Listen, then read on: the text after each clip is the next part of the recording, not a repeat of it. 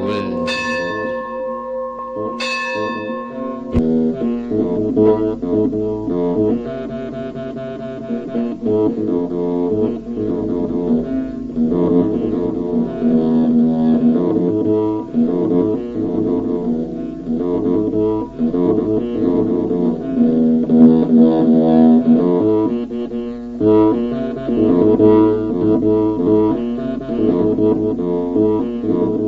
ምን አይነት ታሪክ አለን መሰለሽ? እስራኤል ተማርኮ ፋርስ ባቢሎን በነበሩ ጊዜ መጽሐፍ ቅዱስን ተጠብቅ የነበረች ኢትዮጵያ ናት። ለአዳም መካነ መቃብሩ ነው።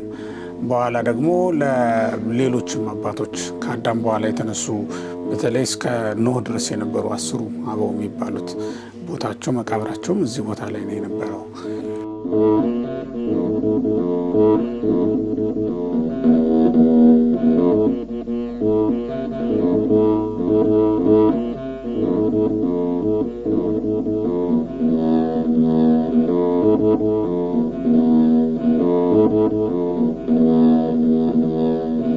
ስለዚህ እኛ ኢትዮጵያውያን መስቀሉ እጃችን ላይ ነው ብለን እናምናለን። በእርግጥም ለእግዚአብሔር ከኢትዮጵያ የተሻለ የታመነ ሀገር የለውም። እውነቱን ስንነጋገር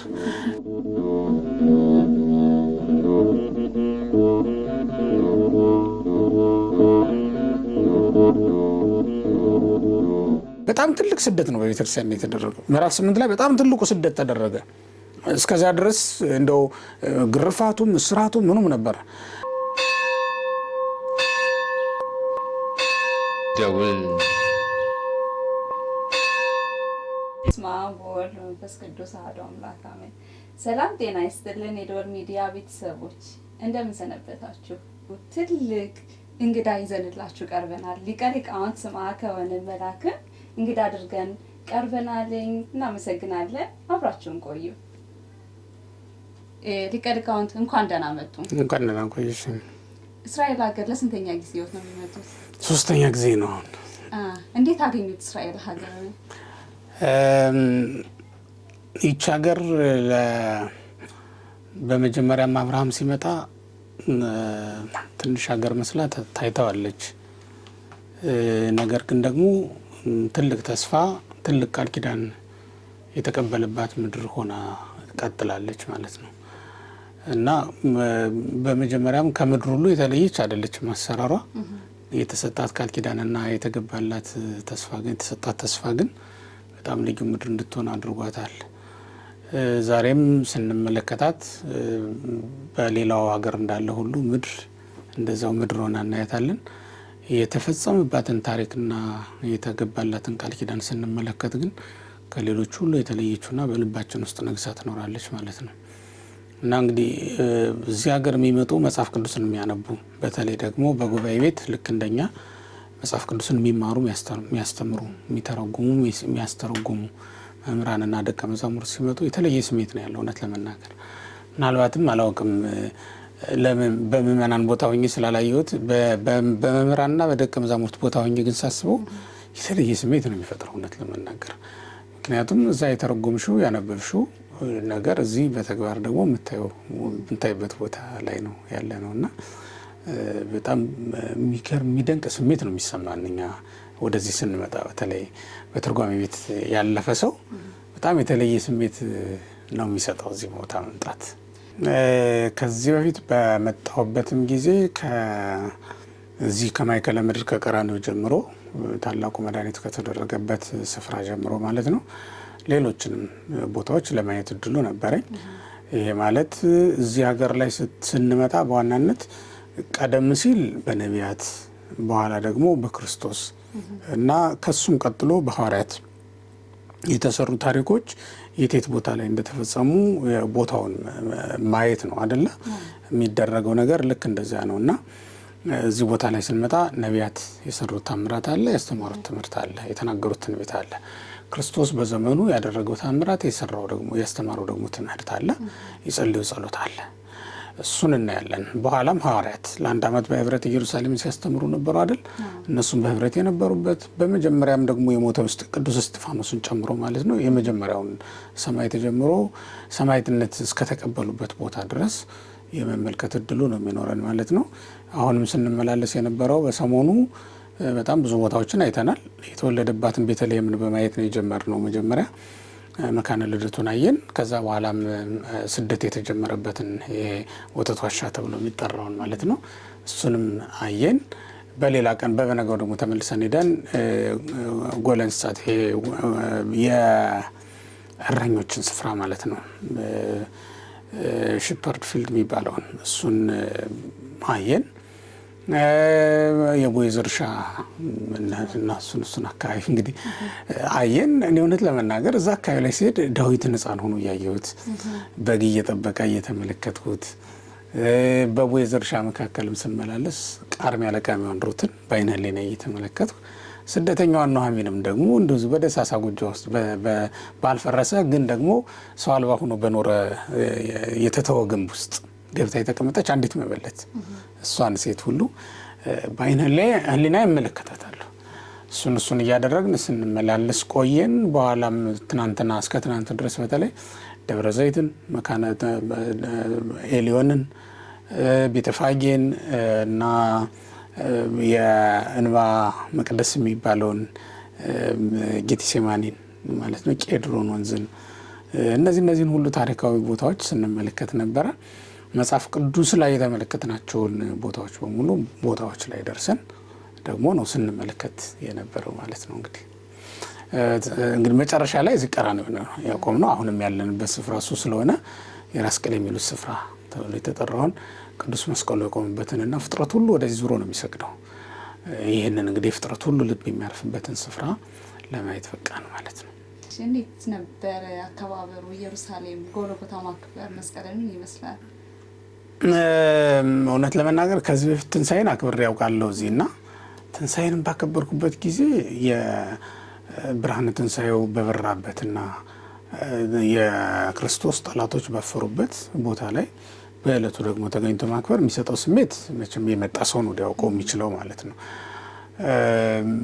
አሁን ደግሞ መስቀሉ ላይ ስመጣም ልክ እዚህ ቦታ ላይ የቀደሙ ሰዎችን ታሪክ ስንመለከት ዘደፈኑ አይሁድ በጎልጎታ አይደል የሚለው ቅዱስ ያሬድም እንደሚናገረው በመጻሕፍት እንደተጻፈው በጎልጎታ ዘደፈኑ በጎልጎታ ነበር የቀበሩት። ይሄ ቦታ ለክርስቶስ መካነ መቃብሩ ነው። ቀደም ሲል ለአዳም መካነ መቃብሩ ነው። በኋላ ደግሞ ለሌሎችም አባቶች ከአዳም በኋላ የተነሱ በተለይ እስከ ኖህ ድረስ የነበሩ 10 አበው የሚባሉት ቦታቸው መቃብራቸውም እዚህ ቦታ ላይ ነው የነበረው። አጽማቸው ሁሉ ያረፈበት ቦታ ነው ማለት ነው። ስለዚህ ከአዳም እስከ ኖህ ድረስ የነበሩ ትልልቅ አባቶች እዚህ ቦታ አርፈዋል። ምናልባትም ሄኖክን ካልሆነ በስተቀር የእግዚአብሔር ወስዶታልና ይተረክ በስመ እግዚአብሔር ሀብኦ አይደል የሚለው መጽሐፍ ቅዱስ እግዚአብሔር ሰውሮታልና አልተገኘም ተብሎ ከተነገረለት ከሱ በስተቀር ማለት ነው። እዚህ ቦታ ላይ ነው ሁሉም እንትን ያሉት ያረፉት። በኋላም የነቢያት ሁሉ ትንቢት ፍጻሜ የሆነው ኢየሱስ ክርስቶስ እዚህ ቦታ ላይ ተቀብሯል። መካነ መቃብሩ ነው። ቀጥሎ ደግሞ መጨረሻ ላይ እንግዲህ የምናየው ቅዱስ መስቀልን ነው። እንግዲህ እዚህ ቦታ ላይ ቀበሩት ብለን የምናስበው የጉድፍ መጣያ ሆኖ የኖረ ቦታ ነው። በሌላ አነጋገር እኮ በመስቀሉ ላይ ጉድፍ ጨመሩበት ብሎ መናገር ምን ማለት ነው? በክርስቶስ በተሰቀለበትና ለዓለም ሁሉ ፈውስ የሆነው የክርስቶስ ስጋና ደም በተፈተተበት በተሰጠበት በዚህ ስፍራ ላይ ለብዙ ዘመናት የተተወ ሆኖ ነበር ማለት ነው። ምክንያቱም በወቅቱ ዘመነ ሰማዕታት ነው። እንግዲህ በተለይ ከዘመን ሐዋርያት በኋላ ማለት ነው ከመጀመሪያው መቶ ክፍለ ዘመን መጨረሻና ሁለተኛው መቶ ክፍለ ዘመን መባቻ ጀምሮ ሮማውያን በአይሁድም ላይ ከባድ የሆነ ጭፍጨፋ ደርሶባቸዋል። ይህ ቦታ ተትቶ ነበር ማለት ፈትኗል ማለት 70 ዓመተ ምህረት ጀምሮ ጥጦስ የምንለው እኛ በእነሱ በፈረንጆቹ ቋንቋ ቲቱስ የሚሉት ማለት ነው ወይም አስባሳያኖስ እንለዋለን በእኛ አጠራር ቬስፔሲያን ነው። እንደዚህ አይነት አጠራር ያለው ደግሞ ሌላ በሌላ ቋንቋ ማለት ነው። እነሱ በነገሱበት አባትና ልጅ ናቸው። እነሱ በነገሱበት ዘመን ይቺ ምድር ከባድ ፈተና ከባድ ግፍ ነው የደረሰባት። በዚህ ምክንያት አይሁድም ተሰደው ሄደዋል። ክርስቲያኖችም እዚህ መኖር ተስኗቸዋል። ምክንያቱም ምድሪቱ ለሌላ ተላልፋ ተሰጥታ ስለነበረ ነው እንጂ መንበር አላቸው አባቶቻችን ሐዋርያት እዚች ምድር ላይ ያዕቆብን የኢየሩሳሌም ሊቀ ጳጳስ ኤጲስቆጶስ አድርገው ሲመድቡ እዚህ ቦታ መንበር ነበረ። የቤተ ክርስቲያኒቱ መንበር አለ። ከአራቱ መናብርት ውጭ ቢሆንም ግን በዋናነት አሁን ሲኖዶስም ሲደረግ የመጀመሪያው ሲኖዶስ እዚህ አይደል የተደረገው? አዎ የመጀመሪያው ሲኖዶስ እዚህ ነው የተደረገው። የሲኖዶሱም ሊቀመንበር የኢየሩሳሌሙ ሊቀ ጳጳስ ነው የነበረው። ያዕቆብ ነው ያን ጊዜ የጌታ ወንድም ተብሎ የሚጠራው ያዕቆብ እሱ ነበር እዚህ ቦታ ላይ የመጀመሪያውን ሲኖዶስ የመራው ማለት ነው። የሐዋርያት ሥራ ምዕራፍ 15 ላይ ያለው ሲኖዶስ ነው። በእርግጥ አንዳንድ አባቶች የሐዋርያት ሥራ ምዕራፍ 1 ላይ ያለውን ነው የመጀመሪያ ሲኖዶስ ብለው የሚጠሩት፣ ያኛውን ምዕራፍ 15 ላይ ያለውን ሶስተኛ ሲኖዶስ አድርገው ይቆጥሩታል። ሆኖም ግን ያ ሁሉ ታሪክ በተፈጸመባት በዚች ምድር ላይ ያ ሁሉ ግፍ ሲፈጸም ክርስቲያኖች በጣም ተሰደው ተንገላተው ነበር እና በአብዛኛው ይኖረው የነበረ እንደውም በዝሮት ነው። ለዚህም ነው እንደውም በኋላ ሐዋርያት መልእክት ሲጽፉ ለአምስት ሀገሮች ይጽፉ ነበር፣ ለጳንጦስ፣ ለገላትያ፣ ለፍርግያ እያሉ ማለት ነው። አሁን የጴጥሮስን የያዕቆብን መልእክታት ስንመለከት የጴጥሮስ ሁለቱም መልእክታት በዝሮት ዲዮስፖሮስ ነው የሚላቸው። ዲያስፖራ የምትሉት አሁን እናንተ ለህዝበ ዲዮስፖሮስ ተብሎ ነው የተጻፈው፣ ለስደተኛ ህዝብ ማለት ነው እና ለነሱ ሁሉ የተጻፈ ሆኖ የተቀመጡት እነዚያ መልእክታት ለምንድን ነው? ያን ጊዜ ክርስቲያኖች በልዩ ልዩ ቦታ ተሰደው ይኖሩ ስለነበረ ነው። ስለዚህ እዚህ ቦታ ላይ መስቀሉን ጠብቆ የሚያኖር ሰው አልተገኘም እና ለብዙ ዘመናት ቆሻሻ እየተደፋበት እየተከመረበት ነው የኖረው። እንግዲህ አስቢው፣ መስቀሉ ብቻ አይደለም ብዬሻለሁ ቅድም፣ ክርስቶስም ደሙን ያፈሰሰው እዚህ ቦታ ነው እና የህይወት ምንጭ እኮ ነው እዚህ የፈለቀው። በህይወት ምንጭ ላይ ቆሻሻ አምጥቶ መጨመር፣ ዓለም በሚጠጣው መጠጥና መብል ላይ ያንን መጨመር በጣም ያሳዝን ነው ስትመለከችው ማለት ነው እና ያ ሁሉ ነገር ሲደረግ ነው የኖረው። ለስንት ዓመት? ቀላል አይደለም። ከ300 ዓመት ያላነሰ እድሜ ነው የፈጀው ማለት ነው። እስከ 312 ዓመተ ምህረት ድረስ ክርስቲያኖች በስምምነት በሰላም በእረፍት መኖር አልተቻላቸውም ነበር። ከዋሉበት አያድሩም፣ ካደሩበት አይውሉም።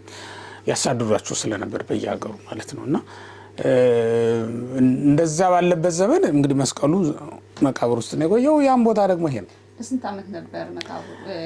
እንግዲህ በትክክል ይሄ ነው ተብሎ ተጽፎ አይቻላውቅም፣ ግን ሊኖር ይችላል እና ግን ከ300 ዓመት ያላነሰ ነው መቃብር ውስጥ የቆየው መስቀሉ ማለት ነው። ምክንያቱም በመጀመሪያው እንግዲህ የክርስቶስ ከተሰቀለ በኋላ እና ከሞተ ካረገ በኋላ መስቀሉ ላይ ታምራት ይደረግ ስለነበረ እንዲኖር ምልክቱ እንዲኖር አልፈለጉም አይሁድ። ስለዚህ የሱ ደቀ መዛሙርት ትንሳኤውን፣ እርገቱን፣ ሞቱን እንዳይናገሩ ከከተማ አባረሯቸው፣ አስወጧቸው። የሐዋርያት ሥራውን ምዕራፍ 4 ምዕራፍ 3 እና ከምዕራፍ 3 ጀምሮ እስከ ምዕራፍ 5 ድረስ ያለውን ስትመለከቱ በተለይ እስከ ምዕራፍ 8 ድረስ ያለው በጣም ትልቅ ስደት ነው በቤተክርስቲያን የተደረገው። ምዕራፍ 8 ላይ በጣም ትልቁ ስደት ተደረገ። እስከዚያ ድረስ እንደው ግርፋቱም እስራቱም ምኑም ነበር። በዚያ ሰው ስም እንዳታስተምሩ እኮ አልከለከልናችሁም ነበር የሚል አለ በሐዋርያት ሥራ ላይ እና እኮኑ ከላይናክሙ ከመ ይትምሃሩ በስሙ ነው ብለው በስሙ እንዳታስተምሩ አልከለከልናችሁም ነበር ብለው ይቆጧቸው ሁሉ ነበር እና ግርፋትም እስራትም ነበረ። ግን ምዕራፍ 8 ቁጥር 1 ላይ ታላቁ ስደት ተደረገ ማለት ነው። እስከዚያ ጊዜ ድረስ እንደው በመጠኑ ነበረ መከራው የነበረው ማለት ነው። ያንን ሁሉ መከራ ተቀብለው ሐዋርያት በየሀገረ ስብከታቸውም ሲበተኑ ለማስተማር መስቀሉ ግን እዚህ ቦታ ተቀብሮ ነበር የነበረው ማለት ነው። ጊዜው ሲደርስ እንግዲህ የወጣውም የተገኘውም እዚህ ቦታ ላይ ነው። በመጨረሻ መቅደስም የተሰራለትና ክብረ በዓል የተደረገለት መስከረም 16 ቀን ነበረ። ያም ደግሞ የተደረገው እዚህ ቦታ ላይ ነው። ስለዚህ አሁን ምን እናስባለን? በመጀመሪያ የተቀበረውን መስቀል እናስባለን። ከዛ ደግሞ ጊዜው ሲደርስ የወጣውን መስቀል እናስባለን። ከዛም መስቀሉ በመውጣቱ የተደረጉ ታምራቶች እናስባለን። ሲቀጥል መቅደሱ ተሰርቶለት ክብረ በዓል የተደረገበትን ጊዜም ደግሞ እናስባለን፣ እናስታውሳለን። ይህን እያሰብን ነው እንግዲህ ትናንት ያከበርነው ማለት ነው። ይህን ሁሉ ማሰብ በጣም ትልቅ ስሜት ይፈጥራል። እሌኒ መቅደሱን ባከበረችበት ዕለት እንደተገኘው ነው የምቆጥረው እና የመጀመሪያው መቅደስ ሲከበር ፓትርያርኩ ያንን መቅደስ ሲያከብሩ የተገኘው ያህል ስሜት ነው የሚሰማኝ ማለት ነው። አሁን መስቀሉ የት ሀገር ነው ያለው? ኢትዮጵያ ግሸን እንዳለ እናውቃለን አለ መስቀል ግማሹና ሌላው የት ቦታ ነው ያለው? እኛ የምናምነው መስቀሉ እኛ ጋር ነው ብለን ሁሉም እኛ ጋር ነው ብለን እናምናለን። ሌሎች ሀገሮች መስቀሉ እኛ ጋር ነው ማለታቸውን እንሰማለን። ይሄ እዚህ ላይ ምን መሰለሽ የሚያስታርቀን በዋናነት የክርስቶስ መስቀል የሁላችንም ነው። ለጊዜው የተሰቀለበት አካሉ የነካው ደሙ የሚያረፈበት መስቀል እኛ እጅ ላይ ቢሆን ደስ ይለናል። የምናምነውም አባቶቻችንን በብዙ ተጋድሎ ከሰጡን ታሪኮች መካከል በጣም የምንኮራበት የታቦተ ጽዮን መምጣት፣ የቅዱስ መስቀል መኖር፣ የሄሮድስ ያስፈጃቸው ህፃናት ከመስቀሉ ጋር በጣም ብዙ ነው የተቀደሳት ነው የመጡልን። ሄሮድስ ያስፈጃቸው ህፃናት አጽማቸው ሁሉ መጥቶልናል። አጽማቸው ኢትዮጵያ ነው። በከፊል ነው፣ ሙሉ ላይሆን ይችላል፣ ግን አጽማቸው አብሮ መጥቶልናል። እንደውም ዲማ ጊዮርጊስ ብትሄጂ አጽማቸው እኛ ዘንድ አለ ብለው ይነግሩሻል፣ ታሪካቸው ማለት ነው። የቅዱስ ጊዮርጊስ ስዕር ተሪስ ወይም ደግሞ ራሱ ነው የራስ ቅሉ ማለት ነው። የራስ ቅሉም ዲማ ጊዮርጊስ ነው ያለው። እንደውም ዲማ ለምን ተባለ ብለው ሲነግሩ ድማህ ማለት አይደለ? ድማህ ማለት ምን ማለት ነው? መሀል ራስ ማለት ነው። እንደዛ የተባለው የቅዱስ ጊዮርጊስ መሀል ራሱ እዛ የሚገኝበት ቦታ ስለሆነ ነው። እንደውም ዲሞች ምን ብለው ያምናሉ መሰለሽ? ቅዱስ ጊዮርጊስ በትንሣኤ ዘጉባኤ የሚነሳው እዚህ ቦታ ነው ብለው ያምናሉ። ለምንድን ነው ሰው የሚነሳው ትንሣኤ የሚደረግለት የራስ ቅሉ ያለበት ስፍራ ላይ ስለሆነ ነው። ስለዚህ ከቅዱስ ጊዮርጊስ ጋር አብረን እንነሳለን ብለው ነው የዲማ ሊቃውንት የሚያምኑትም የሚያስተምሩትም ማለት ነው። እንደዛ ባለው ሁኔታ ከመስቀሉ ጋር አብሮ ብዙ ታሪኮች ገብተውልናል ለኛ ማለት ነው። ስለዚህ እኛ ኢትዮጵያውያን መስቀሉ እጃችን ላይ ነው ብለን እናምናለን። በእርግጥም ለእግዚአብሔር ከኢትዮጵያ የተሻለ የታመነ ሀገር የለውም እውነቱን ስንነጋገር። ለምን ካልሽኝ ለብዙ ዘመናት ታሪክ እናጥና ከተባለ ምን አይነት ታሪክ አለን መሰለሽ? እስራኤል ተማርከው ፋርስ ባቢሎን በነበሩ ጊዜ መጽሐፍ ቅዱስን ተጠብቅ የነበረች ኢትዮጵያ ናት። እሱ ብቻ እንዳይመስልሽ ፋርስ ባቢሎን ድረስ መልእክተኛ እየላኩ ገድለ ቀውስጦስን ተመልከች። የአቡነ ቀውስጦስን ገድል ስንመለከታውን ኢትዮጵያውያን ፋርስ ባቢሎን ድረስ ንጉሱ በወቅቱ የነበረው ንጉስ ስሙ ጠፋብኝ። በወቅቱ የነበረው ንጉስ 12 ልኡካን የነበሩት አባላት የነበሩት ልኡካን ልኮ ኢየሩሳሌም ድረስ ደብዳቤ ጽፉ ማለት ነው። እንዴት አላችሁ? ለጣዖት ሰገዳችሁ፣ መስዋዕት ጣዖት በላችሁ፣ እግዚአብሔርን ካዳችሁ፣ መጻሕፍቶቻችሁስ እንዴት አሉ ብሎ እንዲጠይቋቸው ልኳቸው ነበር ይላል። ከብዙ ስጦታ ጋር እዛ ድረስ እየሄዱ ይጠይቋቸው ነበር። ከዛ እስራኤል ምን ብለው ይመልሳሉ? እኛ ያለነው በስደት በመከራ ነው፣ በእንግልት ነው ያለነው። ወደ ሀገራችን እስክንመለስ ድረስ መጻሕፍቶቻችን እንዳይጠፉብን እናንተ ጠብቃችሁ አኖሩልን ብለው መጻሕፍቶቻቸውን እዛ እያሉ የተደረሱ መጻሕፍት ነበሩ። ለምሳሌ ሕዝቅኤል እኮ በስደት ነው የጀመረው ትንቢት ሲጀምር እዚህ አይደለም የጀመረው፣ እዚህ ቴላዊ ሲደርስ ነው ትንቢት የተገለጸለት። እና አሁን ቤንጎሪዮን የኛ መግቢያ ምናልባት ዴቪድ ቤንጎሪዮን ያን ጊዜ ሕዝቅኤል ነው መባል የነበረበት በእውነቱ። እዛ ላይ አየር ማረፊያው ላይ ጀምሮ ትንቢት መናገር ጀምሯል። ለምንድን ነው? መንፈሰ ትንቢት ከእስራኤል ውጭ አይሰጥም እና ሳይወጣ ነው ገና መንፈስ ቅዱስ ጀመረለት። ወልደ ጓለማዊ እያለ ማነጋገር ጀመረ። የሰው ልጅ ሆይ እያለ ያነጋግረው ነበር። እያነጋገረው ሄደ ማለት ነው። ከዛ በኋላ የተነሱም አሉ። በእርግጥ እነ ዳንኤልን የመሳሰሉ ነቢያት እዛ ተነስተዋል። በአይሁድ ዘንድ አንዳንድ ተቃውሞች ይነሱበታል። አሁን ዳንኤል ያው ከቅድስት ምድር ውጭም የተደረሰ መጽሐፍ ስለሆነ እና አንዳንድ እንትኖችም አሉት። በእርግጥ ከይዘቱም አንጻር የሚቃወሟቸው ነገሮች እንዳሉ እንሰማለን፣ የአይሁድ ሊቃውንት ማለት ነው። ሆኖም ግን ምን አለ መሰለሽ አሁን ወደ ኢትዮጵያውያን ሳመጣልሽ እነዚህን ሁሉ ታሪኮች ጠብቃ ያቆየች ኢትዮጵያ ናት እና እስራኤልም ያምኗቸው የነበረው ኢትዮጵያውያንን ነው። ስለዚህ ምን ያደርጋሉ? እዛ የተጻፉ መጻሕፍትንም እናንተ በሰላም በእርጋታ ስለምትኖሩ ውሰዱና ጠብቋቸው፣ ጊዜ ሲደርስ ትሰጡናላችሁ ብለው ይሰጧቸው የነበረው ለኢትዮጵያውያን ነበር። ስለዚህ ኢትዮጵያ ለእግዚአብሔር በጣም የታመነች ቅርብ ሀገር ናት። ከኢትዮጵያ የተሻለ ለእግዚአብሔር የታመነ ሀገር የለም። እስኪ ተመልከች፣ ጣዖት ያላመለክ ሀገር የት አለ? ኢትዮጵያ ውስጥም እኮ አምልኮተ ጣዖት በጥቂቱም አልፎ አልፎ ሊገኝ ይችላል። ግን እንደ ሀገር ጣዖት ያመለከችበት ጊዜ የለም ኢትዮጵያ። እግዚአብሔርን የተወችበት ጊዜ የላትም ቅድስት ኢትዮጵያ። ለዚህ ነው ለእግዚአብሔር በጣም የታመነች ሀገር ናት ብዬ የምነግርሽ ከዚህ የተነሳ ነው። ስለዚህ እግዚአብሔር ምን ያደርጋል? ልክ የሙሴን ጽላት በኢትዮጵያ እንዳኖረ ሁሉ የሙሴ ጽላት እኮ በእግዚአብሔር ፈቃድ ሄደች ናት እንጂ ሰው አይደለም የወሰዳት። ዛሬም በእግዚአብሔር ፈቃድ እዛ ትኖር ዘንድ ተወስኖ ነው የምትኖረው። ኢትዮጵያውያን ዛሬም ድረስ ቋርፍ እየበሉ ምግብ እንኳን ባያገኙ ቅጠል እየበሉ የተሰጣቸውን አደራ የመጠበቅ ኃይል አላቸው።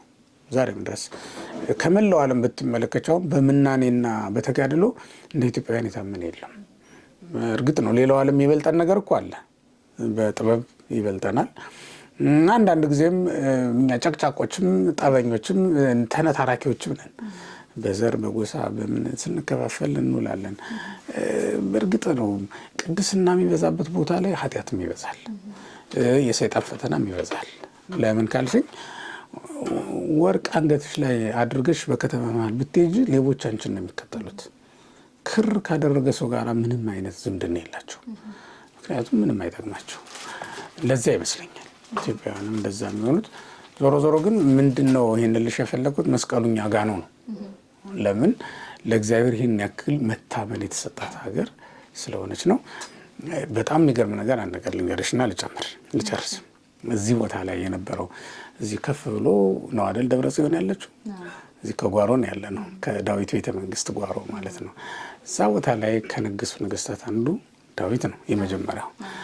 እና እሱ ስለ ኢትዮጵያ ሲዘምር እኮ ይገነው ቅድመ ኢትዮጵያ እያለ ነው የሚዘምረው። እና ማለት ምንድነው ያን ጊዜ ኢትዮጵያ መጽሐፍ ቅዱስ የላትም፣ መጽሐፍ ቅዱስን አልተቀበለችም ገና።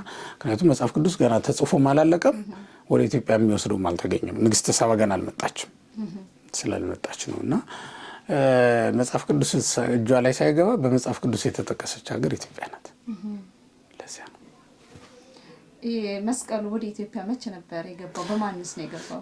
በአጼ ዳዊት ዘመን ነው የመጣው ወደ ኢትዮጵያ። ግን ወደ ኢትዮጵያ መሀል ኢትዮጵያ ያስገቡት አጼ ዘርዓ ያዕቆብ ናቸው። አጼ ዳዊት ስናር የሚባል ቦታ ላይ በሱዳን አካባቢ የሚገኝ ዛሬ ወደ ሱዳን ይመስለኛል፣ በደንብ ስፔሲፊክሊ በደንብ አላውቀውም፣ ግን ወደዚያ ያለ ሀገር ነው። እዛ ቦታ ላይ ሲደርሱ እሳቸው መስቀሉን ሊቀበሉ ሄደው እዛው ነው ያረፉት። እሳቸውም ከመስቀሉ ጋር ነው እንግዲህ አጽማቸው የመጣው ማለት ነው። አጼ ዳዊት ዛሬ አጽማቸው የሚገኘው ዳጋ እስጢፋኖስ ገዳም ነው። የአጼ ዘርዓ ያዕቆብ አባት ናቸው። አጼ ዘርዓ ያዕቆብ ከነገሱ በኋላ የአባታቸውን በጎ ስራ አስቀጥለውታል። ያ ማለት ግማደ መስቀሉን ወደ መሀል ኢትዮጵያ እንዲገባ አድርገዋል ማለት ነው። ብዙ ቦታዎች ላይ ሊያስቀምጡት ከሞከሩ በኋላ እሳቸውም ዛሬ የሚገኘው ስፍራ ላይ ግሸን እንዳስቀመጡት ይናገራል። የተለየ ምክንያት ነበር ግሸን እንዲገባ የተደረገበት? አዎ፣ የቅዱስ መስቀል ወደ ኢትዮጵያ እንግዲህ በዋናነት ኢትዮጵያ ገብቶ ንጉሱ በዓል አደረጉለት የሚባለው በተለይ በንጉሱ ከተማ ሳይሆን አይቀርም በደብረ ብርሃን የመናገሻቸው እዛ ስለነበረ መስከረም 10 ቀን ነው በዓል አከበሩለት የሚባለው። በሀገራችን ኢትዮጵያ እስከ ኃይለ ሥላሴ ዘመን ድረስ ተቀጸል ጽጌ እየተባለ ይከበር ነበር። አጼ መስቀል ነበር የሚባለው ቀኑ ራሱ መስከረም 10 ቀን አጼ መስቀል እየተባለ ይከበር ነበር። የንጉሱ የመስቀል በዓል ተብሎ ማለት ነው። አሁን ዛሬ የምናከብረው የህዝቡ የመስቀል በዓል ነው። ያን ጊዜ ደግሞ የንጉሱ የመስቀል በዓል በልዩ ሁኔታ ይከበር ነበረ። ያ ታሪክ እንዳለ ቀጥሏል። በዚህ ቀን መስከረም 10 ቀን ከተቀበሉት በኋላ መስቀሉን የተለያየ ቦታ ላይ እንዳኖሩት በመጽሐፈ ቴዎፍትና በሌሎችም ስለ መስቀሉ የሚናገሩ መጻሕፍት ላይ ተጽፎ እንዳነበብ ነው።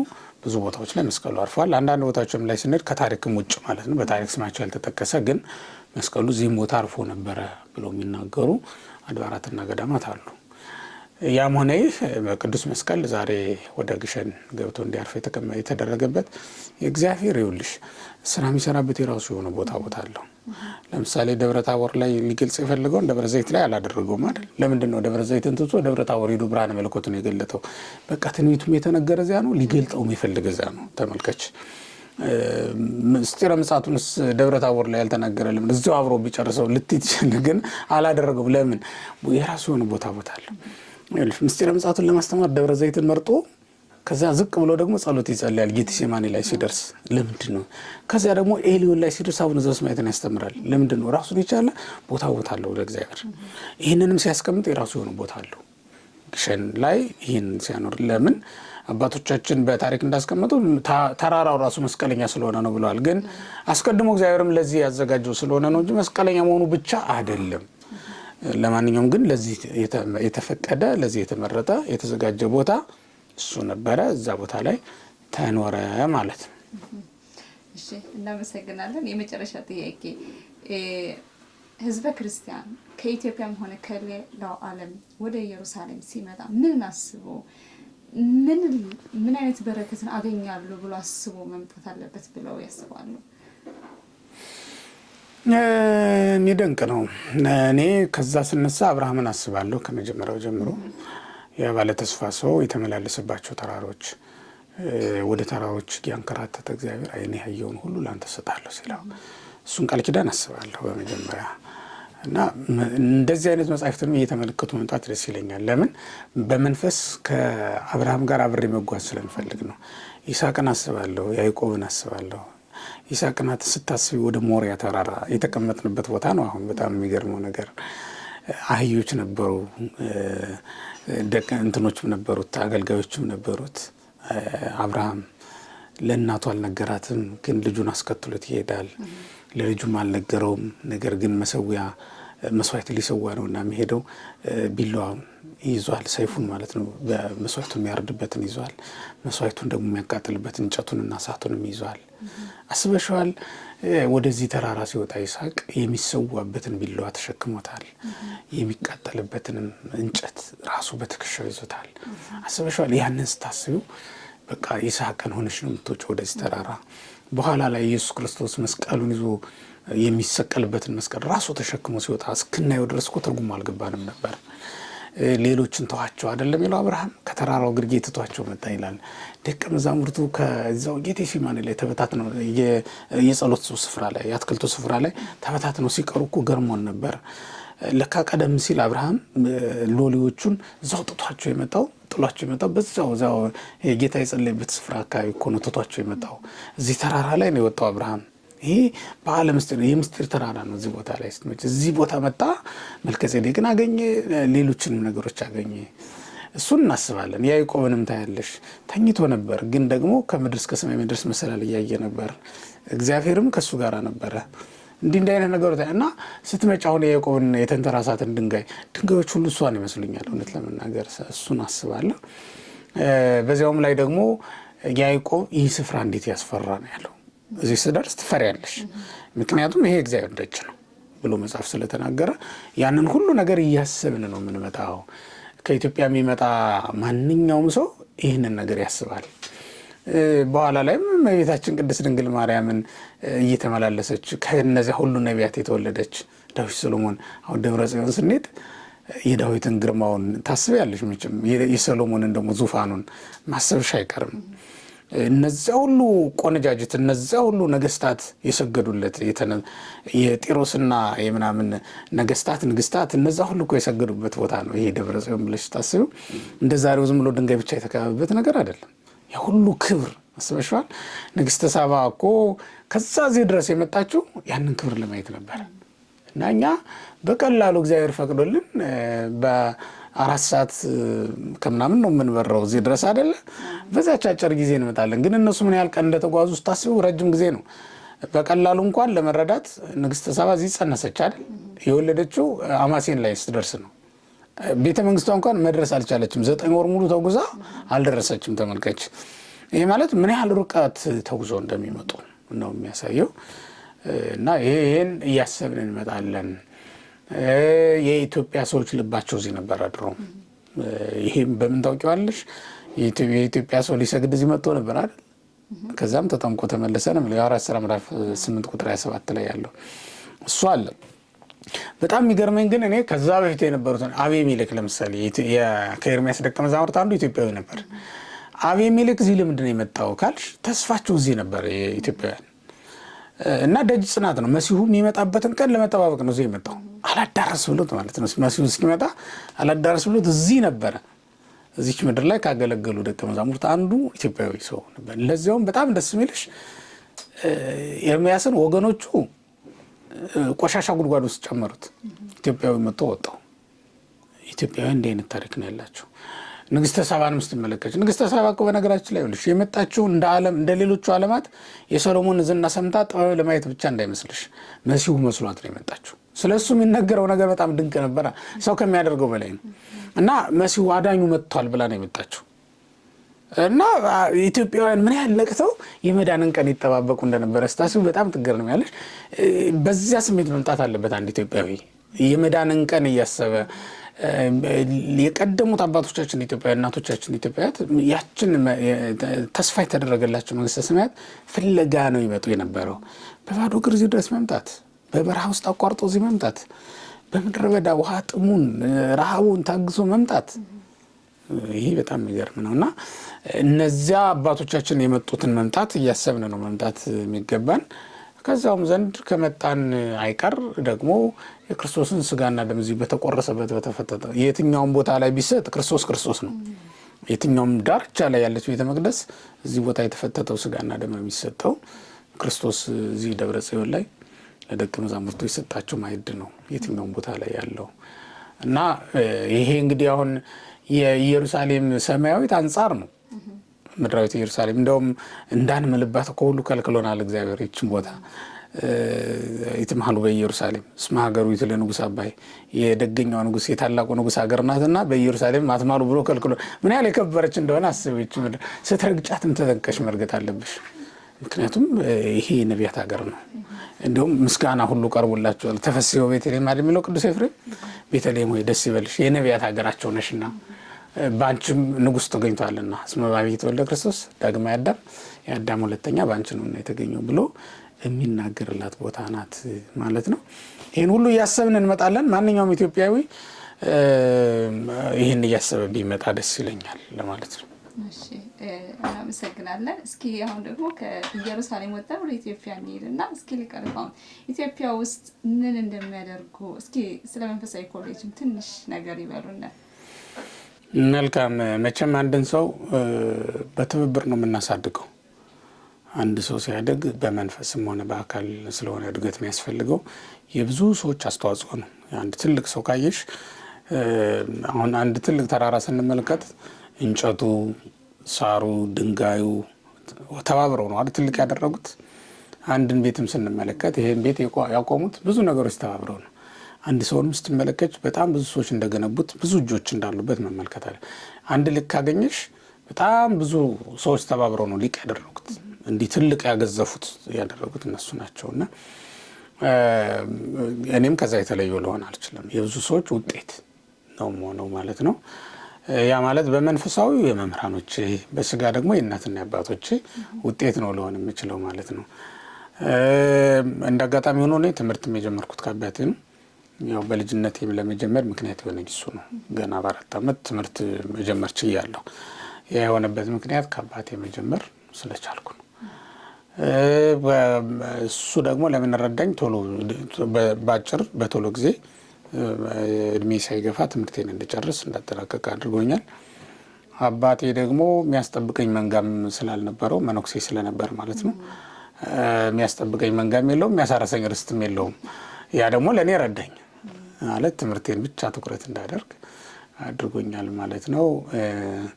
በዚህ መልኩ እያልን ነው እንግዲህ ወደ ሌሎች መምህራን ዜማ ቤትም ድጓ ያስተማሩኝ መምህራን ሎይንታ በቃል የሚባሉት ሌሊ ከተማ ላይ ቅኔ ቤት ያስተማሩን በጋተጎን ነይንታ ብዩ ነይንታ ክነፈርግ አሉ። ነይንታ ስብሐት የሚባሉ አባሰም የሚባል ሀገር ላይ አንድ ገጠር ናት ነበሩ። ዋድ ኢየሱስ ነበርኩ። እንደዚህ ነይንታ ተከስተ የሚባሉ መምህር ነበሩ። መጽሐፍ ቤትም ስገባ ከዲማ ጀምሮ ማለት ነው ዲማ ቅዱስ ጊዮርጊስ ነይንታ ዘሚካኤል አሁን በህይወት የሉም። በረከታቸው ድረሰንና እሳቸው አሁን አብረውኝ መጥተዋል። እንደውም የገዳሙ አበምኔት እሳቸው ጋር ጓደኛ ናቸው። አብረው ነው የተማሩ። እንግዲህ እነዚህ ናቸው አስተዋጽኦ አድርገው ወደዚህ ያመጡን ማለት ነው። በኋላም እስከ ጎንደር ድረስ መጨረሻ ጎንደር ላይ ነው የሚያበቃው። መጽሐፈ መነኮሳት ተምሬ የወጣሁት እዛ ነው። የእንታ ተሾመ የሚባለውን በረከታቸው ድረሰን በቅርቡ ያረፉ አባት ናቸው። በአንድ ወር አልሞላቸውም። አሁን በቅርቡ ያረፉት። በእነሱ ናቸው እንግዲህ ጸሎታቸውም ትምህርታቸውም እየደገፈን እዚህ አድርሶናል ማለት ነው። እኛም እንግዲህ ከዛች የቃረምናትን ነው በጥቂቱ ለሌሎቹ ለማሳተፍ ለማስተላለፍ የፈለግ ነው። በእኛ ዘመን በእኛ ተማሪ በነበርን ዘመን 2 ነገሮች አልተሟሉልን። አንደኛው ምግብ ነው። ለምነን ነበር የምንበላው መጽሐፍ ቤት እስክንጨርስ ድረስ እና ወይም ኮቸሮ ገዝተን ካልሆነ በስተቀር ምግብ አይዘጋጅም ነበር። እኛ ዲማ ጊዮርጊስ ሳለን ማህበረ ቅዱሳን 5 ብር በወር ይከፍለን ነበር ይሰጠን ነበር 5 ብር። ከ5 ብር ደግሞ ያው አባታችንም አሉ እሳቸውም እዛ ነው የተማሩ።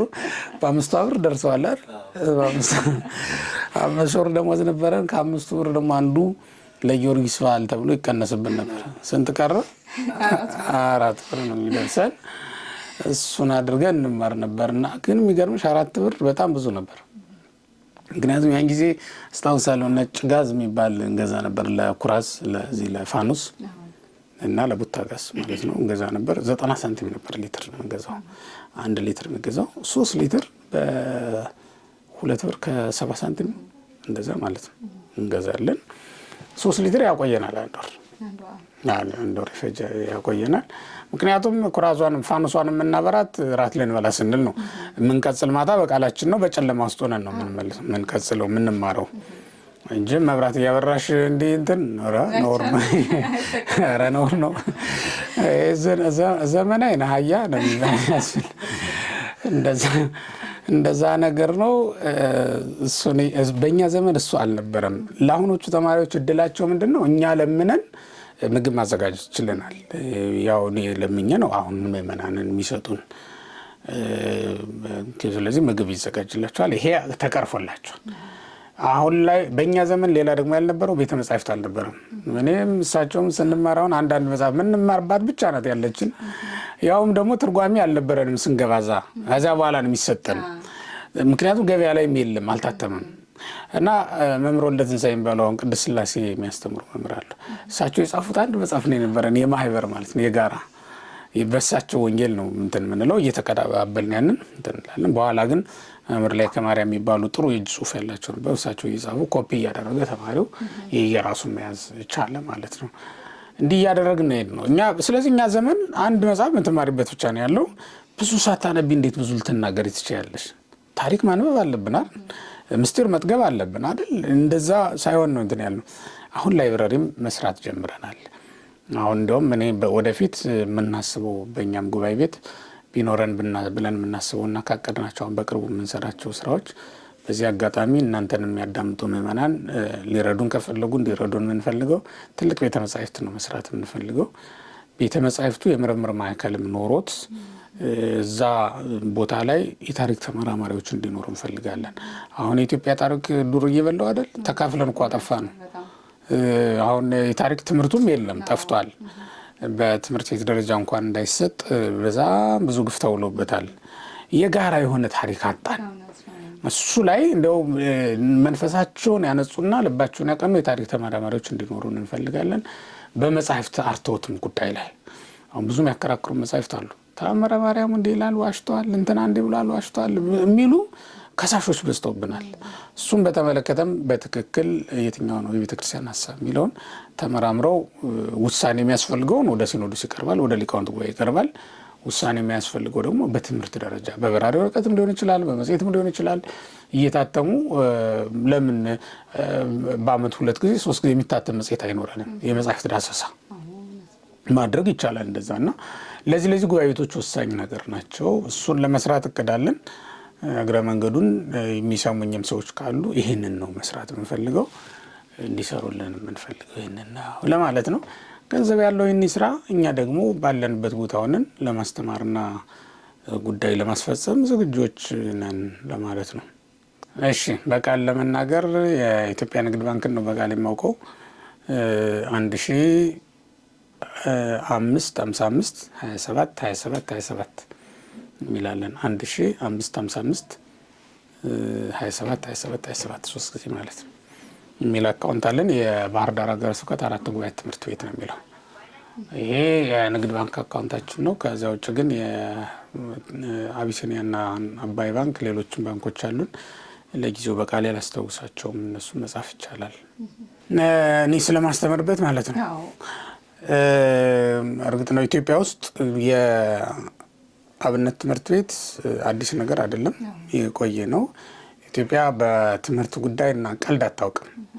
እንግዲህ ኢትዮጵያ በጣም ከጥንት ጀምሮ ሳታቋረጥ የሰራቻቸው ስራዎች ጽሕፈት፣ ትምህርት በዋናነት ይጠቀሳሉ። እነዚህ ደግሞ ርዕሰ ጥበባት ነው የሚባሉት። የጥበባት ሁሉ መጀመሪያ እነዚህ ናቸው። ያለ ትምህርት ያለ ጽሕፈት ጥበብ የለም እና እነዚህ ላይ ትኩረት አድርጋ ትሰራ ነበረ። ዛሬም ድረስ ሳይቋረጥ ሊቃውንቱ በየገዳማቱ በየአድባራቱ ወንበራቸው ሳይታጠፍ እንዲሁ ቀጥለው ይገኛሉ ማለት ነው። በየገዳማቱ በየአድባራቱ ካሉ ጉባኤ ቤቶች መካከል አንዱ የባህር ዳር ሀገረ ስብከት 4 ጉባኤያት ምስክር ጉባኤ ቤት ነው የሚባለው ስሙ። የሚገኘው የአቡነ ተክለ ሃይማኖት አንድነት ፈለገ ግዮን አቡነ ተክለ ሃይማኖት አንድነት ገዳም ውስጥ ነው የሚገኘው። ገዳሙ ደግሞ የሚገኘው በአባይ ወንዝ ዳርቻ ላይ ነው። አባይ ከጣና እንደወጣ ልክ እንደወጣ እኛን ጎብኝቶ ነው ወደ አባይ ግድብ የሚሄደው ማለት ነው። ስለዚህ እኛን አጠጥቶ በዛ በኩል አልፎ ይሄዳል። አባይ የገነት ከገነት ፈሳሾች አንዱ ነው። በዚህ ደስ ይለናል። ቤታችንም ውስጥ ሆነን ድምፁ ይሰማል። አባይ በዛ በኩል አልፎ ሲሄድ ድምፁን እንሰማዋለን። እዛ ቦታ ላይ ነው የሚገኘው። የጉባኤ ቤቱ መሰረታዊ ዓላማ ለቤተ ክርስቲያን ተተኪ መምህራንን ማፍራት ነው። ይልቁንም ደግሞ ዘመኑን መዋጀት እንዲቻል አድርጎ ለመቅረጽ ጥረት ያደርጋል። ምስክር ጉባኤ ቤት እንደመሆኑ መጠን ዘመኑን መዋጀት ማለት ምንድነው? ይሄን ዘመን መቃኘትና በቁጥጥር ስር ማዋል የሚቻልበትን ጥበብ የተካኑ ደቀ መዛሙርትና አገልጋዮችን ለማፍራት ጥረት ይደረግበታል ማለት ነው። አሁን ከተጀመረ 7 ዓመት ሆኖታል። እንዲህ ባለ መንገድ ነው እንግዲህ እየቀጠልን ያለነው። በዋናነት እንግዲህ የማገለግለው በመምህርነት ነው ማለት ነው። ስንት ደቀ መዛሙርት አሉ? አሁን አንድ 60 አካባቢ ተማሪዎች አሉን። እነሱን ይዘን እንቆጥራለን። ለጊዜው እነዚህ ያሉን በጀትና አቅም ሲኖረን ግን ወደፊት እስካሁን ያው በምእመናን እጅ ላይ ስለሆነ ያለ ነው እንጂ ወደፊት ደግሞ ሰፋ አድርገን ብዙ ደቀ መዛሙርትን ብዙ መምህራንንም ጨምረን ማለት ነው የዩኒቨርሲቲ ማዕረግ ሁሉ እንዲኖረው ለማድረግ እያሰብን እየሰራን ያለ ነው ማለት ነው። አይ ደስ ይላል። እስኪ በዚሁ አጋጣሚ ለሕዝበ ክርስቲያኑ የሚያስተላልፍ የሚፈልጉት መልእክት ካለ እርስዎን ያገዙት የረዳዎት ሰው ካለ ማመስገን የሚፈልጉት ሰው ካለ እድሉን ልስጥዎት። እዚህ ቅድስት ምድር ኢየሩሳሌም መጀመሪያ ስመጣ ያገኘሁት አባ ሀረገወይንን ነው።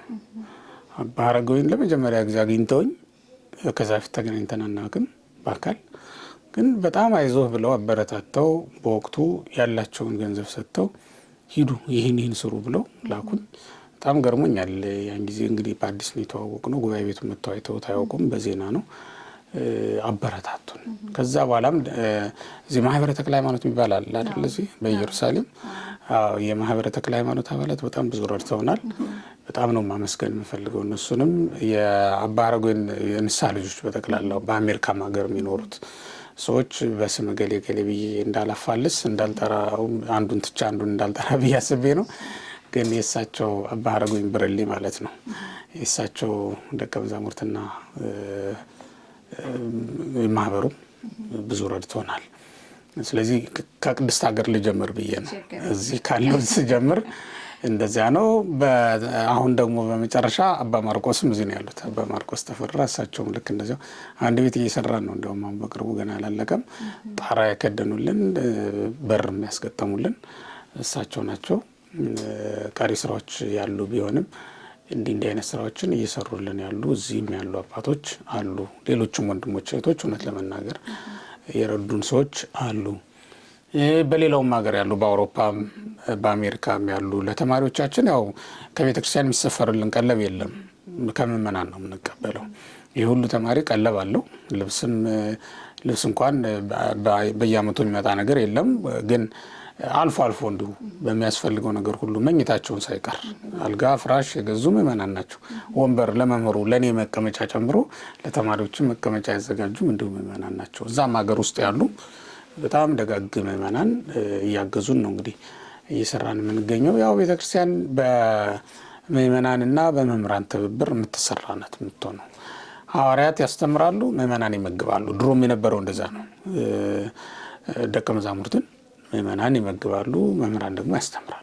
የሆነው እንደዚያ ነው። እኔ ገንዘብ የለኝም፣ ማስተማር ብቻ ነው ድርሻዬ ብዬ ስለማምን እንኳን የተማሪዎችን የኔንም ልብስ ቀለብ በመቻል እውነት ለመናገር ምንም እንኳን ደሞዝ ቢኖረኝም እኔ ከዛ አልፎ እንዳልቸገር በጣም ብዙ ምእመናን እኔን ልብስ በማልበስና ሌላም ነገር በማድረግ የሚረዱ ምእመናን ብዙ ናቸው ለማለት ነው። ሁሉንም ምእመናን እጅግ አድርጌ ነው የማመሰግነው። ልብስ ቀለብ በየአመቱ የሚልኩልንን ማለት ነው። እዚህ ቦታው ላይ ያሉትን ያው በስም ለማንሳት የተገደድኩት ቦታውም ላይ ስላለን ነው እንጂ የረዱን በጣም ብዙዎች ናቸው ለማለት ነው። እግዚአብሔር ይስጥልን። አንቺም ስለጋበዝሽኝ እንደዚህ ብለሽ አመሰግናለሁ በጣም። ሊቀ ሊቃውንት እግዚአብሔር ይስጥልን፣ እግዚአብሔር ያክብረልን። እንደዚህ ጣፋጭ ትምህርት ስለሰጡን እግዚአብሔር ያክብረልን፣ ቃለ ሕይወት ያሰማል። አሜን። እናመሰግናለን። ደውል